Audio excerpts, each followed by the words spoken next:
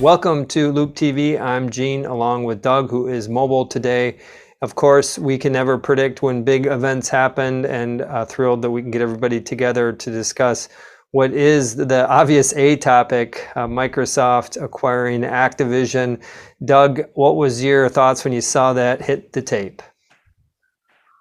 I was initially surprised, but it's one of those things where, it feels like we should have seen this coming. We've been talking for a long time about the sort of need for consolidation in the gaming space. And just last week, we saw Take-Two buying Zynga. It reminds me a little bit of when Disney a few years ago was starting to buy up really blue chip content assets, things like Star Wars franchise, things like the Marvel assets. And I think the reality is with gaming, there's only a handful of really high quality, undeniable pieces of IP, and Activision owns a couple of them, one being Call of Duty, the other being World of Warcraft. And so I think Microsoft seized that opportunity and just felt they had to add it to their portfolio to build on the Xbox franchise and to build on the streaming service that I think they're trying to complete there. So yeah, your sense was just this is straight content grab game. Content is king, and we're seeing kind of a surge in demand around content from the biggest players.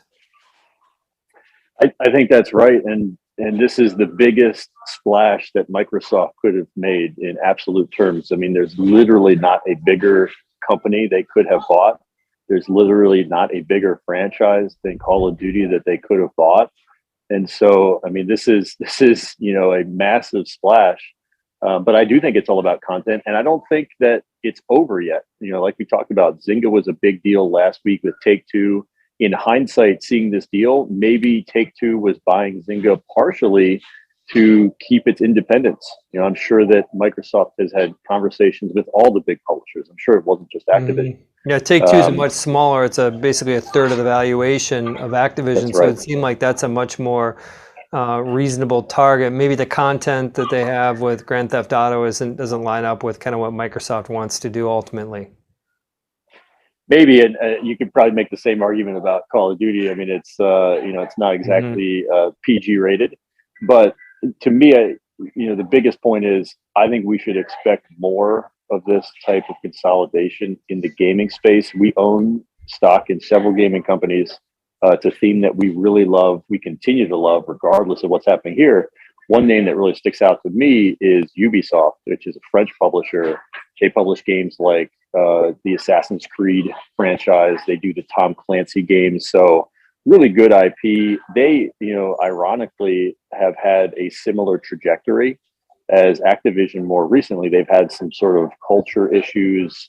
The stock's been beaten down. And so that's one that I keep keeping an eye on. It is one we own. But it feels like maybe they're the next one if I had to make a bet that could fall. So my sense when I saw the news was Microsoft understands the trajectory of the power of a subscription model and also the importance of the metaverse. I put this as the biggest news regarding the metaverse since Facebook changed its name. And I actually think that was big news, very different than when Alphabet made their name change, because I think it anchors anchors Facebook in the direction of the metaverse, where Alphabet didn't anchor Google into anything. So I put the Microsoft Activision as a nod, an endorsement, a stake in the ground from Microsoft around the metaverse. The first and foremost opportunity in terms of monetization is, of course, gaming. And when we think about the metaverse, we don't necessarily just think about immersive experiences, we think 2D experiences. And so that kind of play that forward. So, they're both anchored. Whether you think that take my view that this is a metaverse view that Microsoft has for the long term, or Doug's view that it's a content is king view, I think it doesn't change the reality that these are great businesses today. People pay a lot of money to game, and it's very consistent revenue. My second takeaway was that this really sets up for a collision course between what's going on in Silicon Valley versus DC. It is almost a I'm trying to get the correct, appropriate language to capture the gesture that Silicon Valley is making towards DC right now after all of this talk of breakup. And you see from an ARB perspective, there is some anticipation that this deal is not going to get done. It's trading at a wider margin than you'd suspect with an A+ buyer like Microsoft making a cash deal.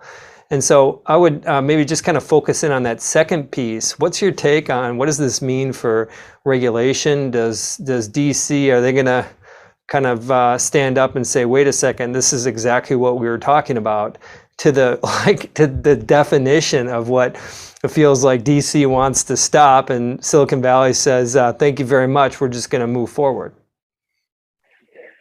Yeah, and I'd say one thing on the ARB piece. To me, I think there's probably just more noise there. I think the expectation for everyone should be that this most likely does go through. But I think that you're making a good point. And the thing about Microsoft that's interesting is they haven't been caught up in the whole DC thing to the same extent that Google, Facebook, now Meta, I'm conceding your point there, Apple, Amazon, right? They haven't really been in the crosshairs. They were the original one in the crosshairs 2 decades ago. You know, so I would say in this context, you might argue that they kind of have a pass here. You know, there's certainly not, I don't think, an antitrust argument to be made here. There's still a lot of independent content. Call of Duty is a really big franchise, but there's a lot of other really big franchises out there.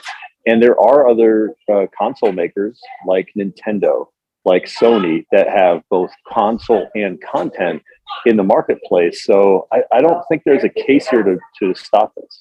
So, but there would be a case for Capitol Hill to say, we just don't like big tech getting bigger. And it almost throw aside any sort of legal precedents around monopolies and antitrust. It just feels like there's two different tracks, that Silicon Valley is operating on what is the letter of the law around these transactions going through, and it feels like Capitol Hill is operating under this view that just like we don't like big tech, therefore we want to break them up, or we don't want them to be as big as you think. So would you agree with that? Is that like what's the operating, what would be the operating principle? Because I suspect that this deal will not get applause from Capitol Hill. I suspect that there's going to be immediate pushback to it. And is that pushback, do you think, based on legal precedents, or is it just based on a climate of antitrust?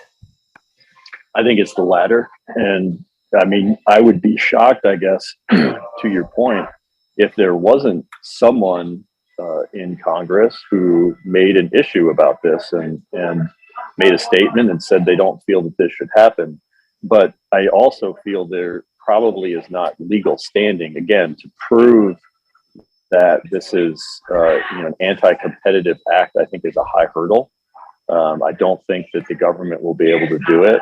And even if they try to make it sort of a political talking point, at the end of the day, you know, law has to be the reason that something gets stopped. It's not because some politician doesn't think it's fair. Ultimately, they have to make a case but to the courts for it. And I don't think that that's going to happen. I'm in your camp too. I think this ultimately gets through. I think it's going to take a long time. Just best guess. I haven't seen anything in terms of the timing. I'm remiss here on when this is supposed to close, but whatever that timing is, it's probably going to be longer. I suspect 6 months plus.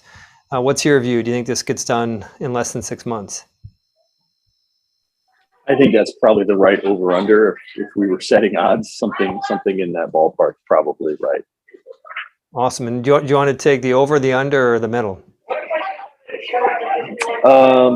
Man, it's like betting on a close football game, like we saw in Dallas and San Francisco this weekend. I'll take the very slight under, but I think you're setting the line really right there, Gene, at 6. All right, I'm going to take a little bit over. I'm sure this topic is going to be one that we will revisit here on Loup TV. On behalf of Doug Clinton, who is moving around the world today, and myself, who's standing right here in Minneapolis, and Loup TV, bye for now.